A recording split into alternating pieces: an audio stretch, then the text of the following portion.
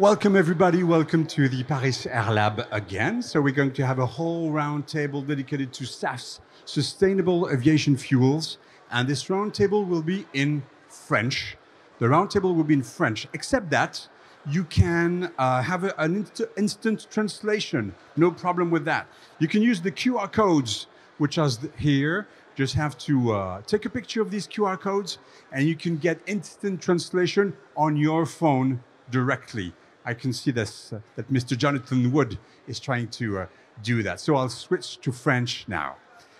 Bienvenue donc au Paris Air Lab, bienvenue à tous. On va avoir toute une table ronde consacrée au carburant décarboné pour l'aviation. Vous savez qu'il y a un engagement de la profession à ne plus être émetteur net de carbone d'ici 2050, c'est-à-dire dans un peu plus de 25 ans. Et pour atteindre cet objectif, les SAF, les carburants d'aviation durable, sont en première ligne. C'est grâce à eux que le plus gros de l'effort doit être réalisé. Alors que sont les SAF, que sont les CAD, les carburants d'aviation durable? Quelles sont leurs promesses? Quelles sont leurs limitations? On va en discuter avec 4 intervenants qui sont Florence Delprajano, Jonathan Wood, Mathieu Soulas et Pierre Hamelin. Would you like to come with me on stage, please?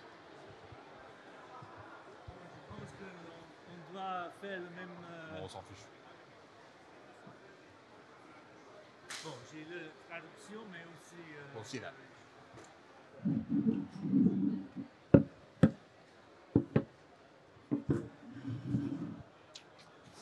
Fantastique, merci à tous d'être présents, de nous avoir rejoints. Est-ce qu'on peut avoir quelques applaudissements pour nos intervenants, s'il vous plaît? Merci beaucoup.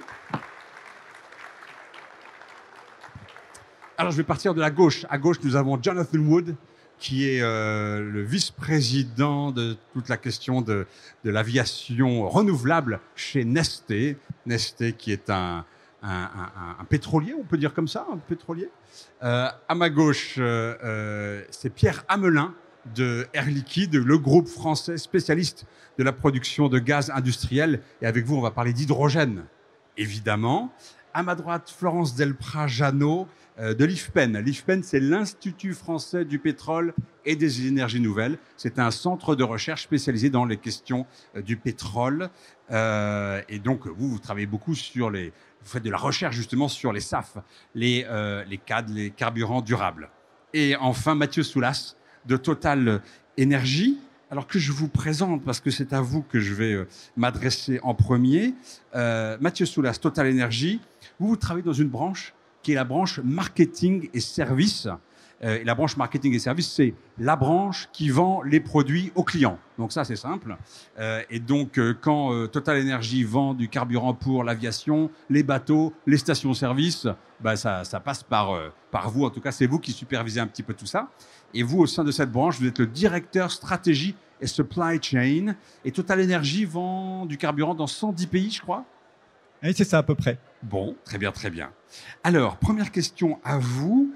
On a dit, et on le répète souvent, mais c'est important de bien le comprendre, c'est qu'on dit que l'aviation est un secteur qui est particulièrement difficile à décarboner. C'est vrai? Et si c'est vrai, pourquoi? Alors, c'est vrai, oui. On a une sorte de classification des segments de transport et pour essayer de comprendre quel sera le mix énergétique de ce transport demain. Et l'aviation a la particularité d'ajouter toutes les difficultés. La première difficulté, c'est la distance. Il faut une grande autonomie. Donc, sur un véhicule électrique particulier, par exemple, on sait bien qu'au-delà de 300 km d'autonomie d'une batterie, c'est un peu difficile. Les avions, il faut 10 000 km. Les bateaux ont aussi ce problème de distance. L'avion combine, au-delà de la distance, le poids. Un avion doit se battre contre la gravité et donc arriver à être le plus léger possible, ce qui va générer beaucoup de contraintes sur quelle énergie il peut emmener pour l'emmener à 10 000 mètres avant de commencer à faire son transport. La troisième complexité, c'est l'intensité énergétique. On a des moyens de transport qui demandent finalement pas beaucoup d'énergie au kilomètre. L'avion, et en particulier dans ces phases Qu'est-ce que ça veut dire ça? On a des moyens de transport qui ne demandent pas beaucoup d'énergie au kilomètre. Si vous prenez un 2 roues ou une voiture sur la route, finalement, l'effort, le poids est relativement réduit. Et puis l'effort, si on limite les frottements en améliorant un peu les pneus, etc., l'effort n'est pas très violent. Et donc, le moteur n'a pas besoin d'être très puissant. L'avion, c'est tout l'inverse. Pendant toute sa phase de décollage et de montée à son plateau, il y a besoin d'une quantité instantanée d'énergie qui est très élevée. Et pour ça, il faut de l'énergie très, très dense en termes de contenu énergétique. Et puis enfin, il y a le volume, c'est qu'on ne peut pas, dans un avion, emmener des très gros volumes. Voilà. Et si on regarde les différents segments du transport, l'avion est le seul qui cumule toute cette difficulté. Et donc, on a besoin, pour se déplacer en avion, d'avoir une énergie qui est à la fois très dense en contenu énergétique, peu volumineuse et avec un poids le plus réduit possible. Voilà. Et c'est pour ça qu'on classe l'avion comme un des secteurs les plus difficiles à décarboner. Parce qu'aujourd'hui, le carburant qu'on a, le carburant à base de fossiles, remplit à peu près toutes ces caractéristiques. Et notamment, le kérosène, c'est une petite merveille énergétique, non? C'est-à-dire c'est très très dense en énergie? C'est ça, c'est très dense en énergie, c'est relativement peu volumineux, la densité fait que le poids est peu élevé pour le contenu énergétique. Et donc sortir de ce monopole du carburant fossile, jusqu'à il y a peu, c'est effectivement compliqué. Donc on a une merveille énergétique dont il faut se départir, si je puis dire, dont il faut s'affranchir progressivement. Madame Del Prajano, alors vous, je disais, vous êtes de l'IFPEN, et vous êtes plus précisément la directrice du centre de résultats produits énergétiques. C'est une des business units de l'IFPEN. Et donc, vous recherchez, vous développez des procédés sur les SAF, sur les CAD, les carburants durables.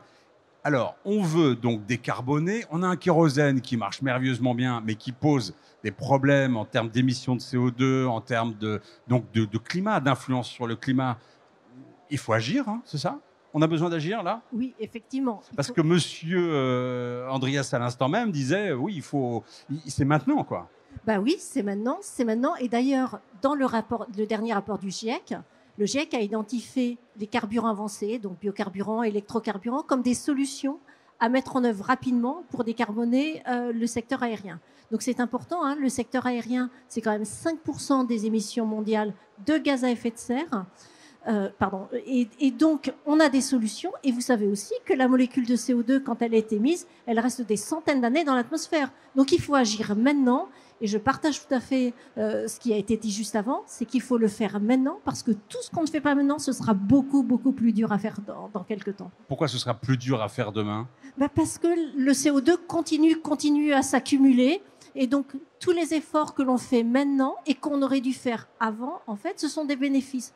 On ne peut pas imaginer, si vous arrêtez toutes les émissions de CO2, on l'a vu pendant la crise sanitaire, il y a eu quand même un arrêt des activités qui s'est traduit par une baisse des émissions de CO2, mais malheureusement, ce n'est pas suffisant. Voilà.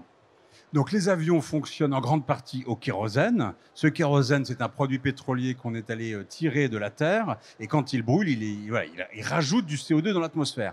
Et donc ce qu'on veut faire, alors il y a plein de carburants durables différents, mais alors on va commencer par ce qu'on appelle les biokérosènes. Donc c'est du kérosène, mais sa source, elle est biologique et c'est pas, on n'est pas allé le chercher au fond de la terre, c'est ça? Ben voilà, c'est exactement ça. Donc Monsieur Soulas a expliqué l'avantage de ces carburants fossiles. Et ce qu'on fait avec les biocarburants, et c'est vrai aussi avec les électrocarburants, on en parlera peut-être tout à l'heure, c'est que quelque part, plutôt que d'aller le chercher sous terre, eh bien on va le produire avec les biocarburants, avec de la biomasse. La biomasse, vous le savez, ce sont des plantes qui, pour pousser, ont capté le CO2 dans l'air. Eh bien, si vous faites des biocarburants avec ces plantes, bien entendu, votre avion, quand il va voler, il va émettre, le kérosène va être brûlé, il va émettre du CO2, mais ce CO2, vous l'avez prélevé dans l'air. Donc, du coup, vous avez un principe de neutralité. On l'a prélevé dans les plantes. Vous l'avez prélevé dans les plantes qui l'ont prélevé dans l'air. Oui, qui l'ont prélevé dans l'air. Donc, du coup, vous avez des carburants qui sont neutres. Et c'est la magie, un petit peu, si je puis dire, de ces biocarburants. La magie de ces biocarburant, effectivement. Monsieur Soulas, la France, on dit que c'est le premier pays à avoir mis en œuvre une obligation d'incorporation de carburant d'aviation durable dans les avions. C'est exact. Donc la France a pris les devants en fait sur la réglementation européenne et impose depuis 2022, donc depuis l'année dernière, une incorporation minimum de carburant durable. Mais au-delà du biocarburant, la France et l'Europe vont un cran plus loin. Ils demandent des biocarburants durables. Et donc, on ne va pas fabriquer ces carburants à partir de la production de l'agriculture directement, hein, d'huile de colza, etc. On va produire ces carburants à partir de déchets pour ne pas être en concurrence avec l'alimentation. Et donc, on rajoute déjà une complexité. Une contrainte. Une contrainte. Et c'est ce qui est en place en France depuis 2022. Alors, une quantité relativement 1%, donc on commence un peu pour commencer. Il y a une obligation pour les compagnies aériennes françaises ou qui opèrent en France d'ajouter 1% dans Exactement. le carburant durable. Et ça, les moteurs d'aujourd'hui peuvent récupérer du carburant durable comme ça, du biokérosène, sans difficulté. Alors, comme on l'a expliqué, c'est un carburant qui, au final, chimiquement, est très proche du carburant fossile. Et donc, il n'y a pas de problème pour en mettre jusqu'à plusieurs dizaines de pourcentages. Plusieurs dizaines de pourcents. Alors, à gauche, nous avons Jonathan Wood, avec qui je vais m'exprimer en anglais. Thank you very much for being here with us. So you are the Vice President for Renewable Aviation at Neste. So I don't know if you've ever heard of Neste, but you will be told about it. Neste introduces itself as the global leader in renewable fuels and circular solutions. So you are an oil producer. Can you say that? Yeah, that's correct. A fuel. We are a renewable fuel producer. So what's very interesting is that it wasn't true a few years ago. 20 years ago, you were a traditional oil refiner and marketer in Finland. This is a Finlandish, how do you say that? Finlandish company. And you decided 20 years ago to pivot towards a renewable fuels company and recycling material. Tell us about this pivoting that you did 20 years ago. That's right. So Neste decided 20 years ago that actually we were on an unsustainable pathway. It was ahead of the Paris climate change objectives, but had some expertise in converting waste materials into fuels. So we, as Neste in Finland, but also in Holland, in Singapore, we are now a global company with a Finnish headquarters in Helsinki, making fuels, renewable fuels for cars. So it's going into the fuel that you're buying day in, day out. A percentage of that, just like was mentioned earlier in the aviation sector, we already started using renewable fuels in the road transport sector. And Neste is now producing, as I say, in Europe, in Asia, and in North America. And we totally agree with what was said earlier. The aviation sector is a particularly hard sector to adopt different forms of renewable technology. So liquid hydrocarbon fuel is likely to be the primary energy source for the aviation sector for many years. So the task is, how can we now move away from digging it out of the ground, but rather recycling, as was mentioned, the carbon in our atmosphere. So we're using bio-based waste materials and converting them into aviation fuel, or sustainable aviation fuel, otherwise known as SAF, and that is being supplied today in France to all the airlines in France and in Sweden and in North America and in many other countries meanwhile. So the really good news is we have a real problem to solve. We can't wait 10 years or 20 years, but we actually have a solution today.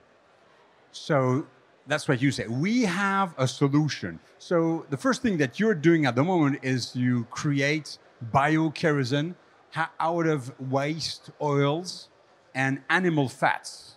Is that correct? That's correct. So tell us, where do you get all this oil from? From restaurants, for instance? And animal fats, where does it come from? So it is a very complicated activity. Instead of digging a big hole in the ground and having fossil oil come out of it for 10 years or 20 years, we have set up, and the industry is setting up, it's not just Neste, but other players now are sourcing these waste cooking oils, indeed from restaurants, animal fats, and other bio-waste. We're expanding the potential for the supply, but it's a highly fragmented sourcing. We then bring it to central hub locations like in Rotterdam or in Singapore. We then clean it, get all the muck out of it, all the waste, all the contamination, and we then put it through something a little bit like a normal oil refinery and make it into a clean fuel that can be used, because it's basically got hydrogen and carbon in it, and that's what you need for a liquid fuel. So how much bio-kerosene do you produce at the moment out of these waste oils and animal fats? Okay, so we started with a renewable road transport fuel, and then we tested it for aircraft 10 years ago, and the last 3 years we've been producing about 100,000 tons, which sounds a lot, but actually it's still a fraction of the overall aviation fuel demand. But the good news is in the next 12 months, we're opening a lot of new capacity. So by this time next year, Neste alone will have enough SAF, sustainable aviation fuel, to meet the mandate targets being set by the EU for 2025, well, for the rest of this decade. And then it's not just about Neste, Total and other oil companies and startup companies are also got projects. Some were announced earlier this week, the project that President Macron referred to. So there are lots of projects on the drawing board which will enable and must enable the aviation sector to really scale up. So 10% maybe by 2030, and then ultimately all of our fossil jet fuel needs to be replaced by this SAF. So what you're telling us is that 1 year ago, well, this year, you were only able to produce 0.1 million tons of biofuels, and next year it will be 1.5 million tons. That's right. So that's about 3% of total European jet fuel demand. So it's a big step forward, but obviously it's still only the start. But 3% of European demand, that starts to become material. But I mean, the aviation sector has been growing, and despite COVID, will continue to grow. And with new aircraft, yes, we can be more efficient, but we need renewable aviation fuel to truly reduce the net emissions of the sector. Alors, vous avez compris qu'à cette table ronde, nous avons un autre pétrolier, si je puis dire. Je ne sais pas si on peut le qualifier de pétrolier, hein, mais vous me direz. Mais quel regard est-ce qu'un géant comme Total Energy porte sur Neste, finlandais, qui est en train de devenir un leader sur ces SAF, sur ces carburants d'aviation durable? Vous dites bien joué? Alors, on est une compagnie énergétique, comme Neste est une compagnie qui vend des produits énergétiques. Neste a effectivement pris un virage très tôt dans la production de biocarburants. Et ces biocarburants, initialement pour la route, sont en train d'être transférés vers l'aviation. Total Energy, on a fait un peu le même virage, cette même évolution, puisque le mix énergétique doit se transformer, doit se décarboner. Donc on a transformé un de nos sites industriels dans le sud de la France, à La Mède, pour devenir une bioraffinerie. La Mède, c'est près de Marseille. La Mède, c'est près de Marseille. C'est entre Martigues enfin juste à côté de Martigues. Donc qui est devenue une bioraffinerie. Donc une raffinerie qui ne traite plus de pétrole brut fossile, mais qui traite uniquement des huiles soit végétales, mais de plus en plus des déchets pour produire des biocarburants. Et puis on transforme en ce moment notre deuxième site à côté de Paris, une ancienne raffinerie qui s'appelle Grand Puy, sur lequel on investit actuellement 300 millions d'euros uniquement pour produire des carburants aviation durable. Vous dites ça très très vite, mais vous dites ça tellement vite qu'on ne se rend pas compte. La Mède, Marseille, très bien, on a compris. Et puis alors il y a Grand Puy près de Paris. Et là, c'est 300 millions d'euros. Il y a une raffinerie déjà, et vous êtes en train de la transformer. C'est ça, la en raffinerie, bioraffinerie, les activités c'est ça de raffinerie traditionnelles se sont arrêtées. Et on investit pour faire plusieurs projets, dont un pour produire des carburants d'aviation durable.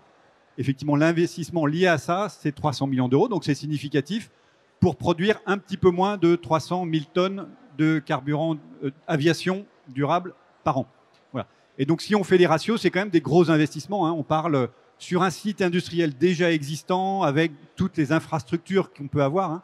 On a en investissement, avant de commencer à produire, déjà quelque chose comme 1 000 euros par tonne de capacité de production. Donc c'est peu pour les carburants des générations futures, puisqu'aujourd'hui, comme on l'a expliqué, on se base sur des huiles qui existent. Donc, et dans une huile, il y a déjà tout ce qu'il faut pour faire un carburant aviation, puisqu'il y a des atomes de carbone accrochés à des atomes d'hydrogène, un peu de polluants, quelques autres atomes qu'il faut enlever, mais on est sur des molécules qui finalement ne sont pas très loin du carburant aviation. Et tout l'enjeu, c'est que cette ressource de matières premières, huile animale, enfin des déchets ou huile usagée, vous avez parlé des restaurants, la ressource est relativement limitée. Parce qu'il faut d'abord des réseaux de collecte qui existent relativement bien dans nos pays d'Europe de l'Ouest, mais on en récupère déjà beaucoup. Il y a un potentiel sans doute de doubler, peut-être de tripler, mais pas beaucoup plus. Et au-delà de ça, il faut passer sur des matières premières différentes, plus compliquées. On a eu dans la presse l'annonce d'un gros projet dans le sud de la France à base de déchets végétaux. Et là, on part de molécules qui sont très différentes, très loin de ce qu'il faut obtenir pour faire du carburant. La molécule de départ est très différente. Exactement. Madame Del Prajano, vous voulez dire un mot là-dessus? Oui, je voulais revenir là-dessus justement pour dire que l'avantage, en fait, c'est que vous pouvez faire des biocarburants avec tout un tas de déchets. Et ce projet, effectivement, c'est le projet BeautyJet. Donc, on va faire... BeautyJet. Voilà. BeautyJet. Il parle en lui-même. Donc, c'est un projet qui va faire des biocarburants à partir de déchets agricoles, à partir de déchets forestiers. Et puis, on a aussi c'est un procédé qui a été développé donc à IFP Énergie Nouvelle. Donc, c'est plus de 10 ans de recherche, de travaux pour que ces procédés arrivent à l'échelle industrielle. Et l'intérêt des biocarburants, c'est justement qu'on peut les produire à partir de différents déchets. On peut même envisager on travaille aussi sur les déchets ménagers. Donc, c'est une ressource, en fait, qui est limitée, mais c'est une ressource qui est très variée. Donc, en fait, l'idée, c'est effectivement de mettre des bioraffineries et de les faire travailler avec la ressource qui est locale, parce que, bien entendu, on ne va pas transporter la biomasse sur 500 km. Alors, on voit qu'il y a pas mal de carburants possibles, des biokérosènes. La question du sourcing, comment on va les produire se pose. Des huiles, des huiles de cuisson, des graisses animales, des déchets végétaux. Mais se pose aussi le problème de est-ce qu'on aura assez de tout ça pour produire tous ces cadres. Va se poser aussi la question du prix de tout cela. Alors, je vous oublie pas, Monsieur Hamelin, et je viens à vous dans une seconde. Mais donc, tout ça, c'était les biofuels. Et là, vous avez parlé des électriques, de quoi des electric fuels, les e-fuels. Oui. Donc, ça, c'était les biofuels. On va parler des e-fuels. Et ensuite, on va parler d'hydrogène avec vous. Alors, maintenant, on essaie de bien cadrer les choses. E-fuels, c'est quoi cette histoire? Alors, peut-être juste avant, c'est quoi du kérosène? C'est du carbone, de l'hydrogène. Et puis, pour le produire, il faut de l'énergie. Donc l'énergie, elle peut provenir, par exemple, de la biomasse. Le carbone, vous pouvez le prendre dans la biomasse, mais vous pouvez aussi le prendre directement dans le CO2. Et donc, le CO2 de l'atmosphère. Dans le CO2 de l'atmosphère. Donc dans l'air, il y a du CO2, on le sait bien, et on peut récupérer ce CO2. Et donc, les électrocarburants, ce sont des carburants qui sont produits, bien entendu, sans pétrole, sans biomasse, mais à partir de CO2, d'hydrogène, et puis d'une énergie, et bien entendu, d'une énergie décarbonée. Alors, ce CO2, on peut le produire, le capter dans l'atmosphère. Ce carbone. Donc, le CO2, pour prendre le carbone, on va le capter dans l'atmosphère. On peut aussi le capter, par exemple, dans une centrale biomasse. Si vous brûlez de la biomasse, votre CO2, rappelez-vous, il a été capté par les plantes, par les déchets, il est dans les déchets, il provient de l'atmosphère. Si vous le recaptez à la sortie de votre centrale biomasse ou dans des méthaniseurs... Donc à la sortie des cheminées. À la sortie des cheminées, votre CO2, il provient de l'atmosphère. Donc comme ça, toujours le même principe, vous travaillez, vous produisez des carburants qui sont neutres en carbone. Donc, les électrocarburants, les e-fuels, on les appelle électro parce qu'on a besoin de beaucoup d'électricité pour les produire. Et il faut une source de carbone. Cette source de carbone, facilement, c'est à la sortie de certaines cheminées ou alors carrément dans l'air. Voilà, c'est ça. Et puis, on arrive à l'hydrogène alors, Monsieur Hamelin. Merci beaucoup pour votre patience. C'est fort aimable de votre part. Mais effectivement, c'est des solutions qu'on voit s'étager dans le temps. Et on parle plutôt de l'hydrogène pour... Alors, il y a déjà des moteurs à hydrogène, il y a déjà des projets, il y a déjà des avions qui entendent voler à l'hydrogène. Il y en a ici même au Bourget. Alors, parlez-nous. Alors, juste un mot quand même. Vous êtes, à Air Liquide. Et Air Liquide, c'est le grand groupe français spécialiste de la production de gaz industriel, donc de gaz pour l'industrie, pour la santé, pour l'environnement, etc. Et donc vous produisez notamment de l'hydrogène, c'est l'un de vos actions. Et vous êtes le vice-président des partenariats au sein d'une branche d'activité qui est la branche d'activité mondiale hydrogène, énergie. Voilà. Donc on a besoin... Alors où est-ce qu'on en est là avec l'hydrogène? Racontez-nous là. Parce qu'on voit déjà des choses voler, en même temps on se dit c'est pas pour tout de suite. Alors c'est pour tout de suite, c'est pas pour tout de suite, où est le problème? Exactement. Dans l'aviation, il y a les grands OEM, des gens comme Airbus, comme Boeing, et il y a des sociétés de plus petite taille. Pour vous donner des ordres de grandeur, les premiers vols commerciaux ont eu lieu fin 2022, début 2023. Donc des sociétés de plus petite taille qui ont fait les premiers essais avec une grande réussite. Le premier essai avec un réservoir liquide est prévu pour cet été en Slovénie. Ça, c'est le premier essai de quoi exactement? D'un avion avec hydrogène. Et cet été, c'est avec de l'hydrogène liquide. Hydrogène liquide, voilà, c'est ça. Parce qu'il y a deux sortes d'hydrogène. Soit on le garde à l'état gazeux, soit on le concentre de façon liquide. Exactement. L'avenir de l'aviation, c'est sur la partie liquide. Votre invité précédent, en fait, a clairement mentionné que l'hydrogène liquide avait 4 fois le volume du kérosène pour la même quantité d'énergie, sauf qu'il a oublié de dire que pour la même quantité d'énergie, ça pèse 3 fois moins lourd. Donc l'hydrogène dans l'aviation, nous, on le voit comme la Commission européenne, c'est-à-dire c'est un Sustainable Aviation Fuel, comme les autres. Clairement, c'est une solution complémentaire qui sera idéale pour les vols de courte durée en termes de portée, moyenne portée, mais clairement, le sujet avance. Alors, pourquoi il ne s'est pas là dès aujourd'hui? Alors, l'hydrogène, il faut le produire, lui aussi, et ça demande beaucoup d'énergie. En termes... Alors, je vois M. Jonathan Wood. Il y a 2 sujets, en fait. Un, il faut le produire, et pour la production d'hydrogène, mais aussi bien pour d'autres types de SAF, le plus important pour l'aviation, c'est la visibilité. La visibilité qui va avoir un double impact, un impact business et un impact réglementaire. Ce que vous appelez la visibilité, c'est quand parce qu'il y a d'énormes investissements à faire. Exactement. Pour produire ces quantités d'hydrogène considérables. Et du coup, vous, industriels qui allez avec d'autres fabriquer des énormes usines à fabriquer de l'hydrogène, si je puis dire, c'est des gigantesques investissements, vous avez besoin d'être sûr qu'il y aura un débouché un jour, donc que les réglementations vont profiter, vont soutenir cette filière, c'est ça? Pas tout à fait. D'une manière générale, l'industrie de l'énergie doit investir et a besoin de visibilité. Cette visibilité a 2 impacts. Le premier, c'est d'investir au bon moment pour la bonne demande. Le deuxième, c'est de s'assurer qu'on investit sur les bonnes normes, sur les bons standards, sur la bonne direction. Et donc, cette visibilité va aussi dérisquer les investissements. Donc, pour nous, c'est quelque chose qui est essentiel. Après, je reviens à votre deuxième question, qui est la quantité d'énergie. On a parlé, en fait, des e-fuels, qui sont des solutions aussi d'avenir. Mais pour vous donner un ordre de grandeur, pour générer 1 mégawatt de puissance au moteur d'un avion, vous avez besoin de 30 kg d'hydrogène si vous le brûlez directement. Et vous avez besoin de 40 kg d'hydrogène si vous faites un e-fuel.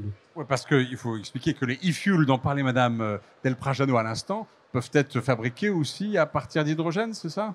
D'hydrogène et de molécules de carbone, plus communément voilà, on parle de CO2. Donc ce que monsieur est en train de nous dire, c'est que vos e-fuels, je dis les vôtres, mais bon, on se comprend, parce que j'essaie de... Vos e-fuels, il faut, pour faire 1 mégawatt, il faut, ou 1 mégawattheure, je ne sais pas ce que vous avez dit, 1 mégawattheure. 40 kg d'hydrogène. Il faut 40 kg d'hydrogène, alors que si vous prenez que 30 kg d'hydrogène dans un moteur à hydrogène, une pile à combustible, 30 kg. Eh ben, on a la même chose. Alors c'est quoi ces e-fuels? Ça ne marche pas? Vous avez besoin de beaucoup trop d'hydrogène?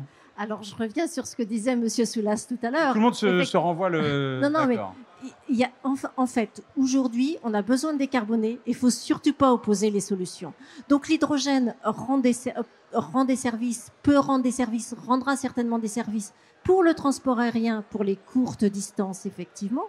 Mais par contre, pour les longues distances, où on a quand même besoin d'emporter beaucoup de carburant, l'hydrogène qui est contenu, les e-fuels, qui sont des carburants, des molécules proches des carburants fossiles, en fait, ce sont des molécules qui sont très énergétiques.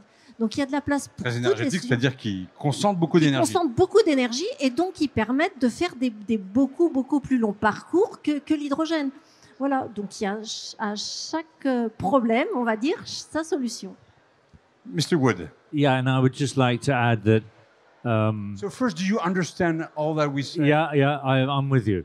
Fantastic. So I would just add, the key here is to enable a change. Yes, pure hydrogen may be an energy source for the future, but right now we have airport infrastructure, planes that are all based off liquid hydrocarbon fuels. So the start is probably the eSAF, where we combine carbon with renewable hydrogen to create a liquid hydrocarbon. And then in the future, maybe we can gradually implement the infrastructure to enable liquid hydrogen to be used.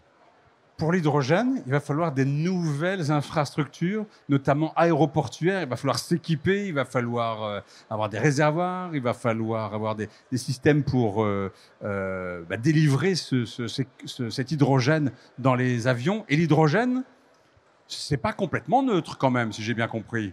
C'est-à-dire que l'hydrogène, quand ça entre en contact avec l'oxygène, ça s'enflamme. D'une manière générale, l'hydrogène, comme un carburant, moi, quand on me pose la question est-ce que l'hydrogène est dangereux, je dis toujours oui, comme tous les carburants du monde. Je ne connais pas de vecteur énergétique non dangereux, surtout dans les énergies primaires. Donc l'hydrogène, en tant que vecteur énergétique, est un produit qui demande à être manipulé comme le kérosène proprement. Des infrastructures, vous en avez raison, il en faut de deux natures.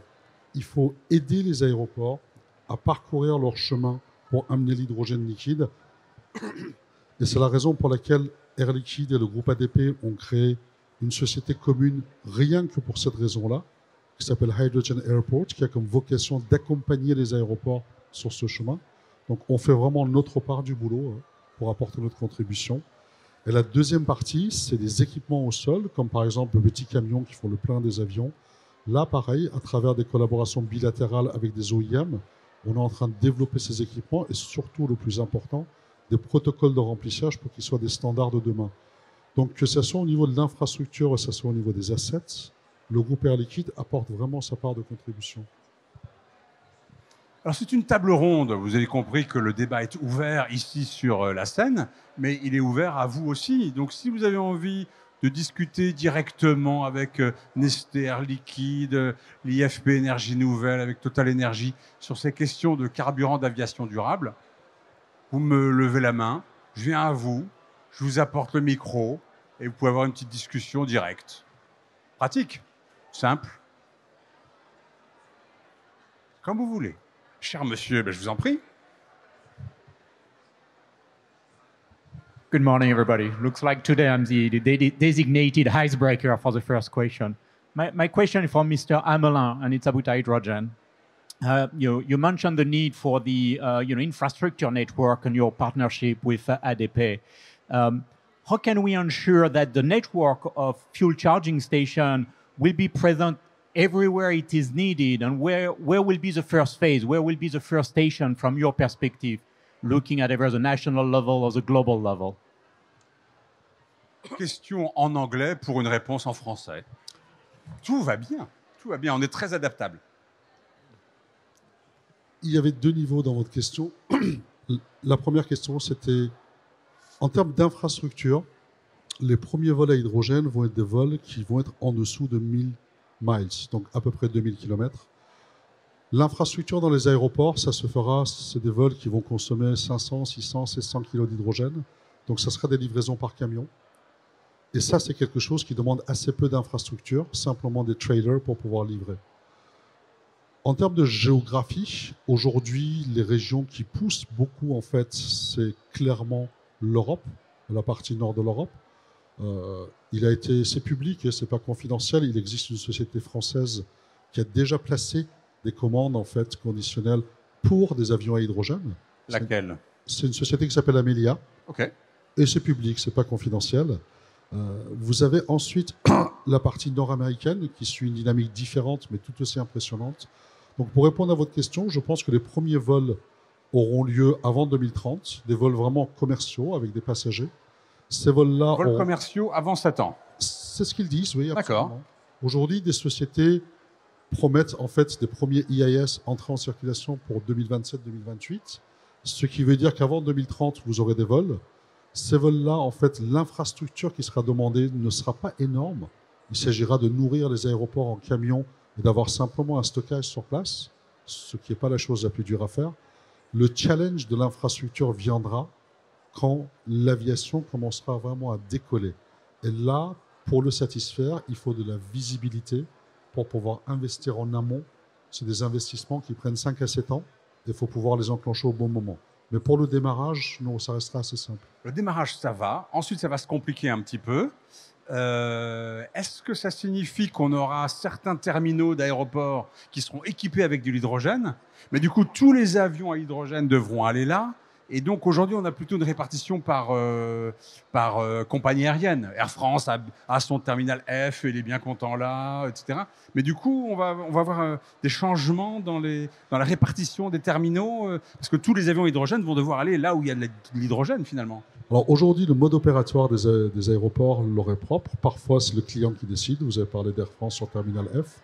Parfois, en fait, c'est les flux d'un point de vue légal, les espaces Schengen et non-Schengen. Donc, le mode opératoire des aéroports va devoir inclure et se sociabiliser avec l'arrivée de cette nouvelle molécule. Après, dans un premier temps, dans la mesure où les remplissages vont se faire par camion, les contraintes ne seront pas trop énormes. Mais aujourd'hui, clairement, le mode opératoire des aéroports devront évoluer. Moi, la très bonne nouvelle que personnellement je reçois dans cet écosystème, à la fin de l'année dernière, IATA nous a demandé de venir contribuer à leur roadmap. Le CAC nous a demandé de venir faire un discours devant leur session plénière. La plus haute autorité de l'aviation, qui est ICAO, nous ont demandé de venir intervenir sur la session plénière. Quand autant d'autorités commencent à mettre le sujet de l'hydrogène à leur agenda, ça veut dire clairement que le sujet est en mouvement et dans la bonne direction. D'autres interventions, peut-être? Alors, peut-être qu'on peut continuer avec vous, monsieur. Ah, ben, je vous en prie.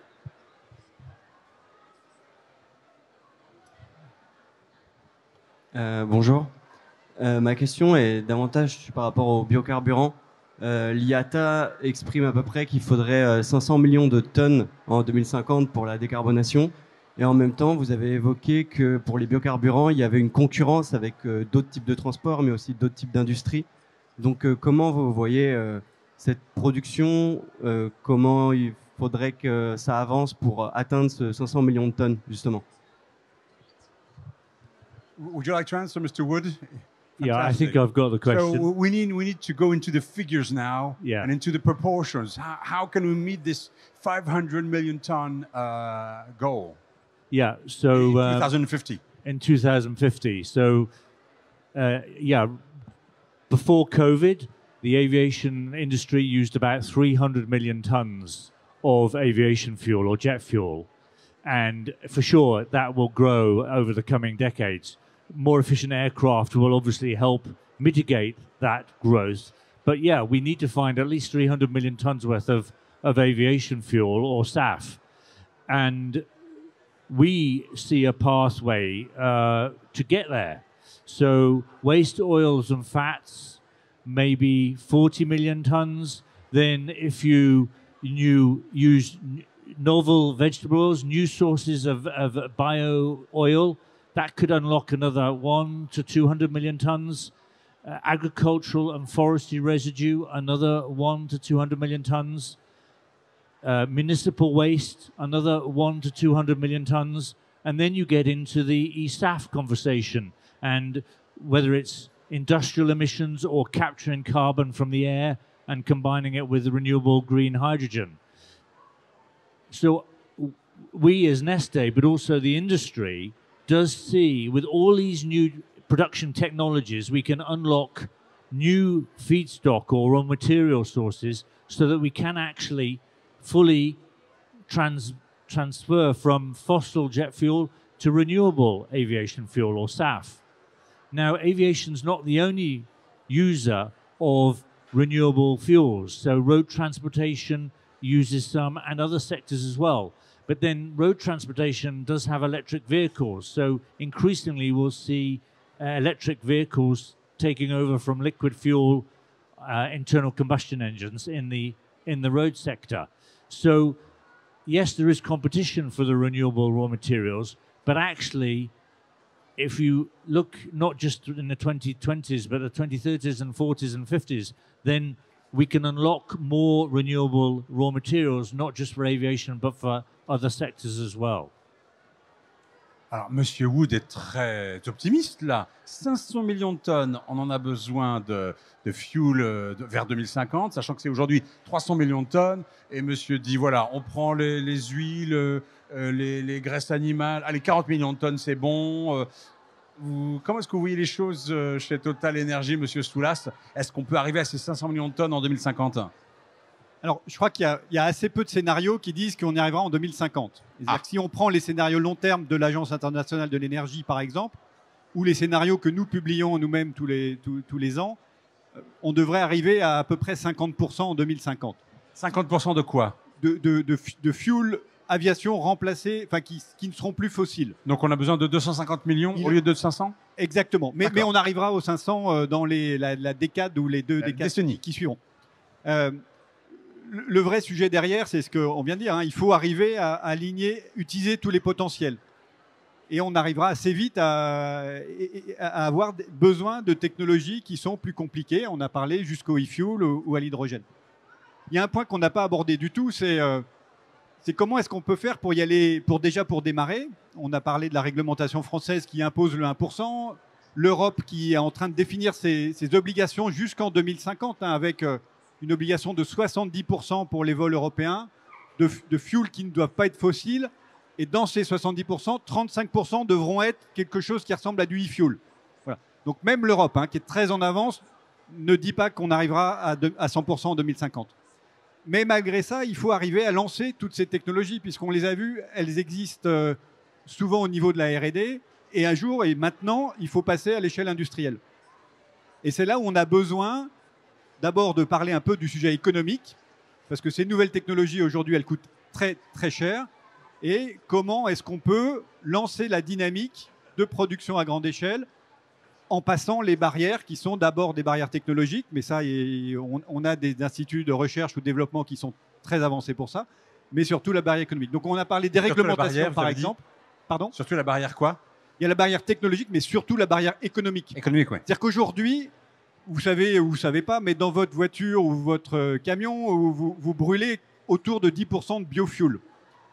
Et quand c'est du diesel, c'est du biodiesel. Le biodiesel, ça coûte à peu près 2 à 3 fois plus cher que le diesel normal, le diesel fossile.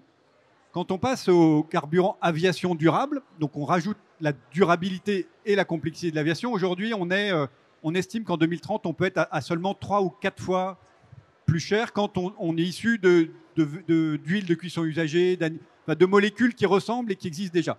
Donc la partie CAD, la partie SAF sera 3 à 4 fois plus chère. Pour la première génération. Quand aujourd'hui on en achète sur le marché, c'est un peu plus parce qu'on n'est pas encore à l'échelle, à grande échelle industrielle. Et puis quand on va aller vers on parlait d'utiliser les déchets végétaux, là on rajoute un multiple. Aujourd'hui, les grands projets qui commencent à sortir, on est à quelque chose comme 6 ou 8 fois plus cher que du carburant fossile. Et quand on va passer au e-fuel, on part de molécules qui sont encore plus loin au départ que le jet fuel, enfin le carburant pour l'avion auquel on doit. Donc on rajoute énormément de complexité dans les projets industriels.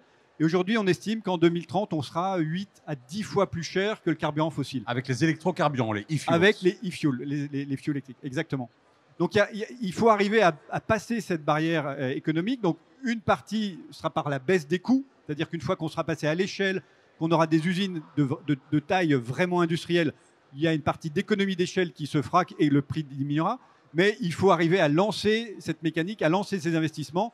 Et pour ça, on a besoin de réglementation qui impose l'incorporation de ces carburants et également de subventions pour lancer les premiers investissements.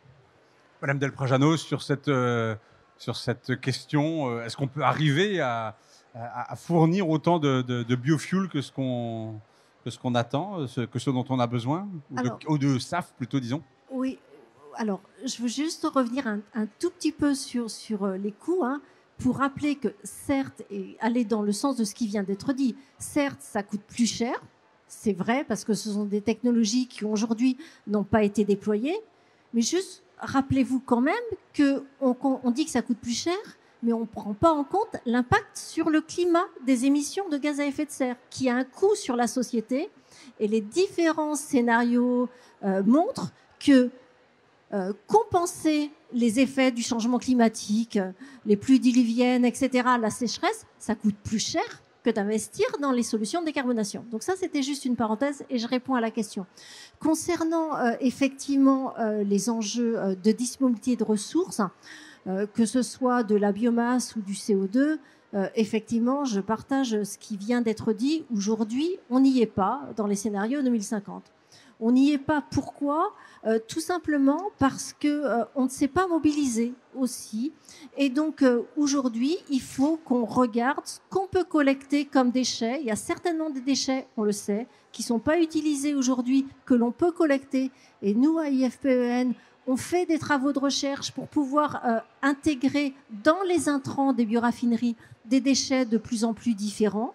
Donc ça, c'est un premier point.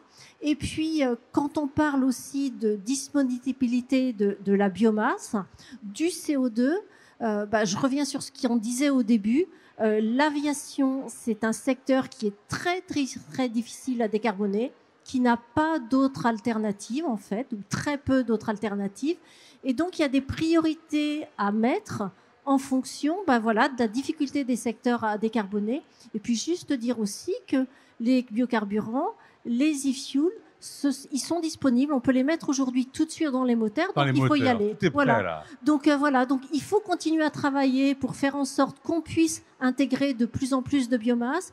Mais il faut lancer les solutions vraiment aujourd'hui. On l'a vu dans l'éolien. Hein. Dans l'éolien, il y a 10 ans, la filière n'était pas du tout compétitive. Elle a été poussée, elle a été soutenue. Et aujourd'hui, elle est compétitive. Il faut faire pareil avec ces filières de biocarburants et d'électrocarburants.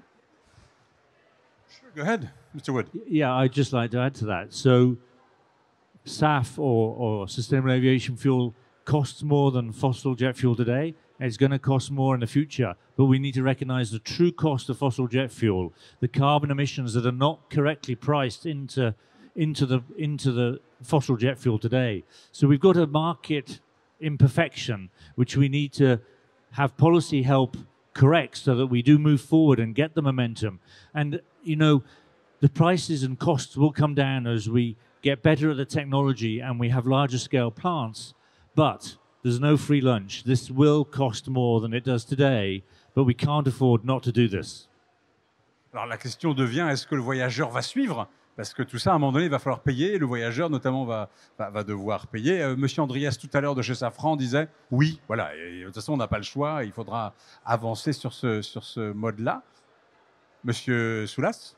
Il y a une partie de la réponse qui est oui. Ce qui est curieux, c'est le résultat de l'histoire. Aujourd'hui, l'aviation, c'est à peu près le seul segment de transport qui ne paye pas de taxes sur son énergie, sur son carburant. Sur le kérosène. Parce que quand vous les écoutez, les gens du transport aérien, ils disent c'est nous qui sommes le secteur le plus taxé, au contraire. Hein. Alors, mais c'est vrai qu'ils ne payent pas de taxes sur le carburant. Quand vous allez à la pompe à essence, en France en particulier, plus de la moitié du prix que vous payez, c'est des taxes directement pour le gouvernement du pays où vous faites le plein. Sur le carburant aviation, aujourd'hui, il n'y a pas de taxes et en particulier, il n'y a pas de prix du CO2. C'est-à-dire que tous les segments d'utilisation de l'énergie un peu massifs en Europe payent maintenant un coût pour le CO2 qu'ils émettent. Donc c'est vrai en particulier pour l'industrie, hein, c'est le système ETS, le Emission Trading System européen, qui fait que si vous avez une usine, si vous brûlez de l'énergie qui produit du CO2, vous payez quelque chose qui est, vous payez pour ce CO2 en ce moment, la cotation, il y a un marché, on est autour de 100 € la tonne de CO2 émise. Voilà. Et aujourd'hui, il y a des taxes qui ne sont pas tout à fait liées au CO2 sur les autres transports, le transport routier, mais qui sont très significatives. Aujourd'hui, l'aviation ne paye pas un coût pour le CO2 qui est émis. C'est quelque chose qui va évoluer puisque l'Europe est en train de mettre un système équivalent à l'ETS en place sur l'aviation, mais on sera encore sans doute assez loin du coût, du vrai coût pour la société des émissions de CO2. Alors, j'en prie.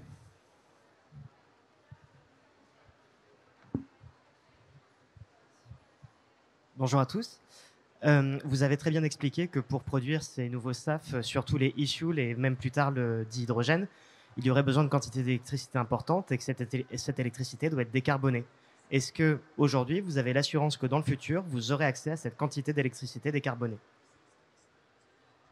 Alors surtout pour fabriquer l'hydrogène, Monsieur Hamelin, là, pour fabriquer l'hydrogène, il faut énormément d'électricité. Donc vous imaginez avoir des fermes de cellules photovoltaïques gigantesques pour produire cet hydrogène? Il faut, le mot énormément est relatif. Je veux dire, pour fabriquer de l'hydrogène, il faut moins d'énergie que ce qu'il faut en fait à la fin en termes de mégawatts pour fabriquer un e-fuel. Mais une fois qu'on a dit ça, c'est une très bonne question. Plus tôt dans la matinée, j'ai parlé de visibilité. Cette visibilité dans la partie infrastructure est clé pour ceux qui veulent et ceux qui doivent investir. L'énergie primaire n'est pas le domaine d'Air Liquide, c'est quelque chose que nous achetons. Mais au-delà de cette visibilité, la question principale qu'il faudra se poser sur le marché de l'électron, qui est de dire tant qu'en Europe, l'offre reste inférieure à la demande, derrière, avec un prix régulé, les prix ne peuvent que rester très hauts. Et d'où la question qu'on va se poser, la discussion qu'on avait sur les economics de l'aviation. Donc l'énergie primaire et l'électron, ça restera un pilier de la décarbonation de l'aviation. Et la partie économique, il sera directement lié. Parce que qu'on fasse des e-fuels ou qu'on fasse de l'hydrogène, in fine, l'énergie primaire va driver le coût. Et ça, c'est quelque chose qui est primordial. Et je reviens encore une fois, une dernière fois, sur l'histoire de visibilité. Parce que sans cette visibilité, ceux qui ont l'habitude d'investir dans les énergies primaires ne le feront pas ou le feront trop tard. Mr. Wood, I have a question for you. You just told us that we have different approaches regarding the proportion of SAFs that should be introduced into the planes. For instance, we have a 6% mandate in the European Union for 2030, so that's 6% in 2030. And in the UK and in the US, it's not 6%, it's 10%. So do we need harmonization at the global level for that or not? Well, yes. Aviation, more than any industry, is an international, global industry. You've got airlines flying from one continent to another. So we definitely need to get harmonization of how we, of the targets we're setting, because otherwise it may advantage an airline in one region or country versus another. We also need harmonization in terms of how we account for the carbon reduction, acceptable feedstocks. So it's really important that we work together to get those common global standards, but we're not there yet.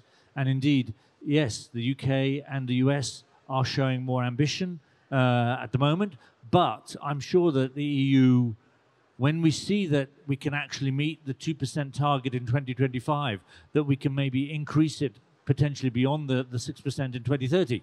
And to be honest, the big challenge is not to get to 2030, it's to get to 2040 and 20, 30, 40, 50% of all the fuel being SAF. So I think actually the challenge is more about after 2030 rather than before. And the one other thing I would say is this is not just about mandating a certain proportion of all fuel to be renewable, because there are already customers, corporates, and indeed private consumers who can choose. We can all choose when we buy a ticket to, if you fly with Air France KLM, you can choose today to buy your ticket with sustainable aviation fuel and you pay extra.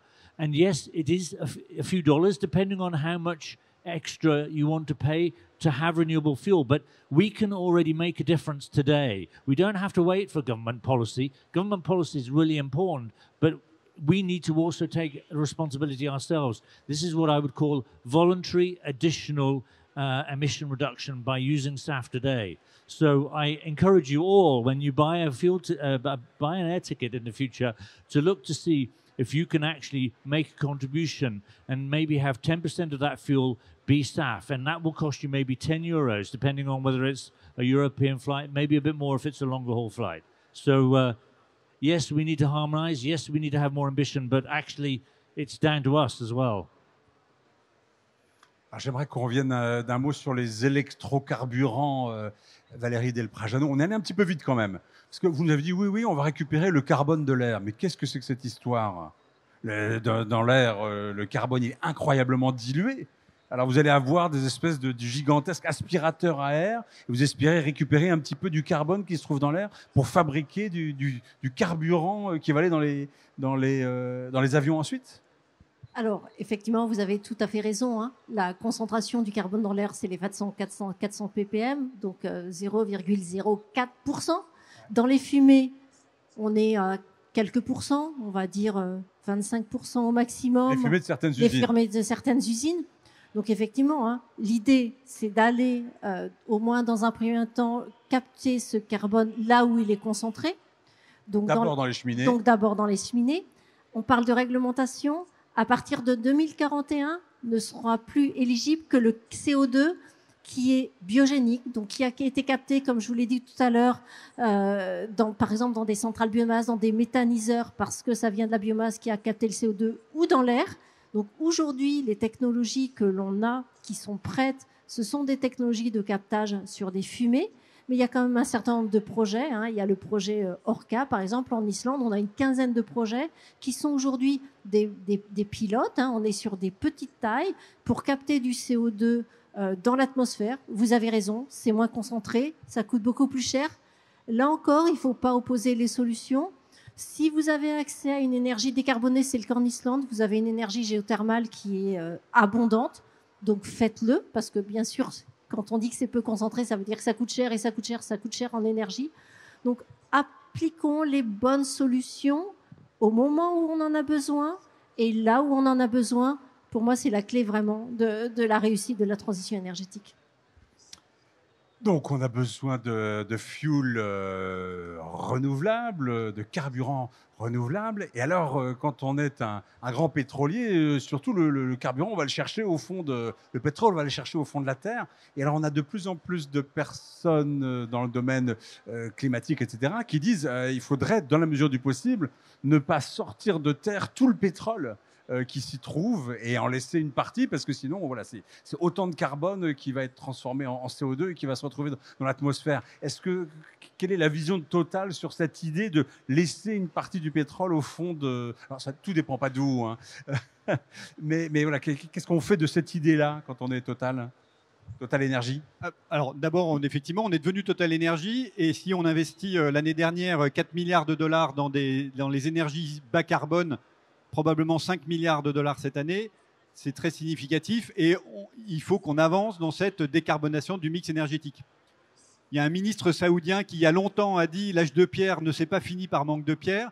C'est pareil, l'âge du pétrole ne se finira pas par manque de pétrole, donc on aura du pétrole qui restera sous nos pieds, et c'est très bien, quoi. Et c'est bien pour ça qu'on est là aujourd'hui. Tout l'enjeu, c'est comment on fait pour mettre en place, à l'échelle industrielle, ces nouveaux carburants, comment on les invente, comment on les rend économiques, comment on les rend disponibles sur chacun des aéroports. On a parlé un petit peu des infrastructures. Comment on le fait ensemble, c'est-à-dire que les acteurs producteurs d'énergie que nous sommes, Total Énergie par exemple, on ne peut pas le faire seul. Donc il faut que nos clients soient accompagnés pour cette décarbonation. On a besoin pour ça, pour lancer le mouvement d'exemplarité, d'aide aussi, des réglementations. On en a parlé, soit des obligations, soit des subventions. Il faut un peu d'homogénéisation parce que c'est un business mondial, l'aviation. C'est-à-dire que certains continents ou certains pays peuvent prendre de l'avance. L'Europe s'en fait un peu le fer de lance de la décarbonation. Il faut parfois lire un petit peu entre les lignes des réglementations parce qu'on a dit aussi que les États-Unis étaient partis très vite. Alors les États-Unis, ils voient pas le carburant durable tout à fait comme les Européens. C'est-à-dire que pour eux, le produit issu directement de l'agriculture, l'huile de soja ou l'huile de colza, par exemple, sont des carburants durables.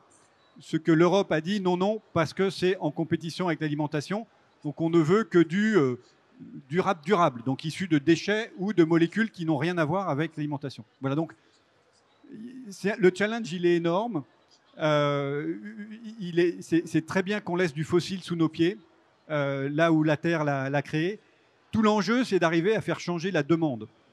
Parce qu'aujourd'hui, tous les compagnies énergéticiens, etc., sont là pour fournir une demande. Et donc, le vrai challenge, c'est comment on fait pour que la demande en produits décarbonés diminue et qu'on aide à faire émerger et à faire développer à très grande échelle la demande en produits décarbonés.